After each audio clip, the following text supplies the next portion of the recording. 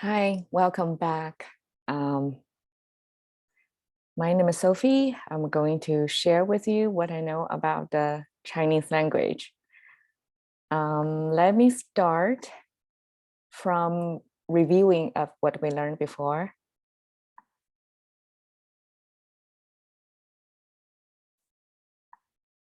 So last time we talked about 心神不宁. So simple words, but big concepts in Chinese culture. And we're going to continue using the word 神 into this combination. This is not really a traditional word combo, but it's a relatively recent and contemporary expression. 神舟飞船.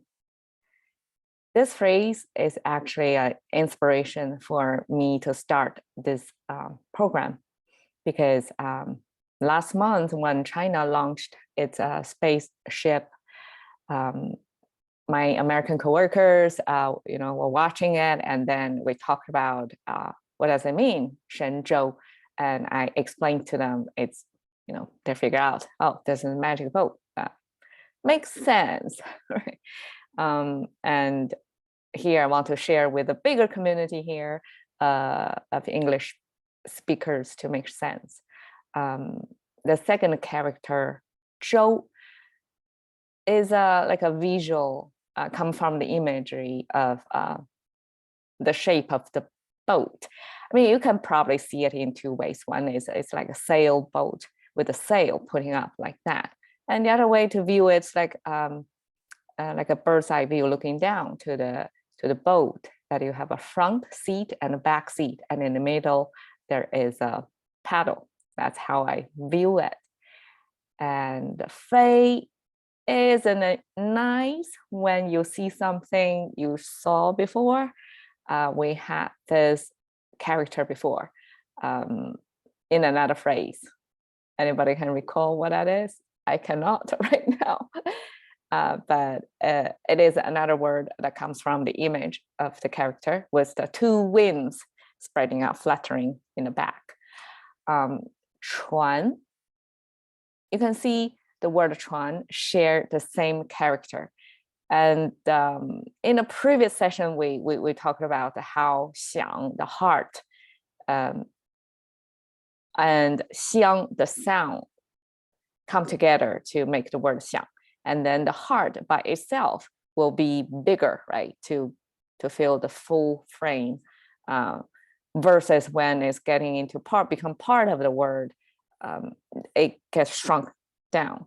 In this case, it's a left and right structure. So 周, when on its own, is the full span, like horizontally.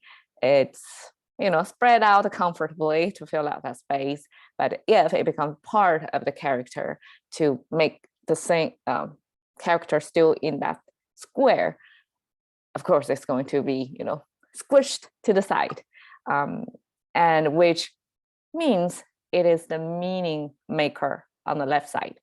And actually on the right side, it's also a meaning maker because,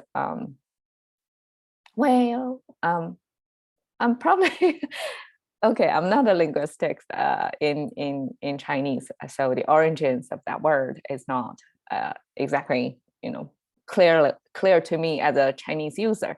But the right portion of 船 here, that word, that partial word was used in another character. If you switch out the boat with a metal, something metal, that means lead. That becomes the whole thing become metal lead, because every metal material in Chinese, we have this metal side of it to mean, okay, this is a element, this is the material, metal material. And then on the right side, we change pronunciation or other signifier to show it's a different kind of metal. So the right side is the share the same word as lead. So altogether, it simply means a boat it's a physical, I mean, it's a structure of a boat, but then the material is something of metal. I mean, according to that logic, it should be like if we have a metal part and then have the boat part then to make a word, right? But I mean, language is non-linear. Sometimes it's not completely like that logical. But this is the word that we have been using. Zhou normally in our language means a smaller boat, kind of like a kayak. You know, anything you can paddle on, like a manpower paddle on. But chuan is a much bigger boat. It could be several layers and then powered by steam or, you know, other engines. That's not human powered. So altogether, a combination we commonly used this phrase. Shenzhou is kind of like a brand to give a auspicious meaning to something. It's kind of like in the Western, something flying, right? So magic carpet. So here we use magic boat. And then the right side, flying ship, simply just like you know, spaceship. So it's something ship flying to the sky. So I guess in human history, we explore new lands by first navigating on the ocean, right? So boat is the vehicle that carry, you know, human explorers to new destinations. But now we're venturing out, like anti-gravity, going out of space, and we're still carrying over with the concept of boat. Let's go to have a look of this boat. I mean, this magic boat we had in the news last month. And here I want to, you know, this is an internet picture that I searched up for this boat.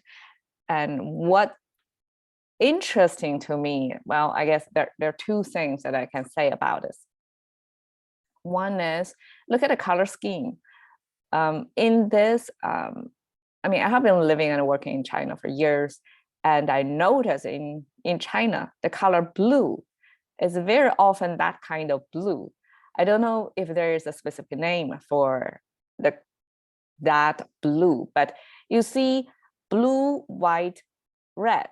It's the same three element of colors as in America, but the color variations make them look very different. You wouldn't take the three colors in front of us as a color coming from American flag, but it's the same categorical colors. And also the red looks different from American red. I mean, white is the same, right? So, but those two elements are different. So the whole picture, this color scheme, it immediately send a signal to me, okay, this is somewhere in China. It's not going to be the US because the colors are different. And of course, the Chinese characters, big bold characters, signage over there also helps identifying the location of this. And I'm not going to into too much detail, but this 发展航天事业. So 发展 is develop. 发展, the two words coming together, means develop. 航天 is aerospace. 航 is you see, kind of similar to 船, also have the boat part, but it has a different sound signifier. It means navigation. And 天 means the sky. So navigating in the sky is aerospace. 事业 means industry. So there we go. Thank you very much for staying with us. I mean, staying with me.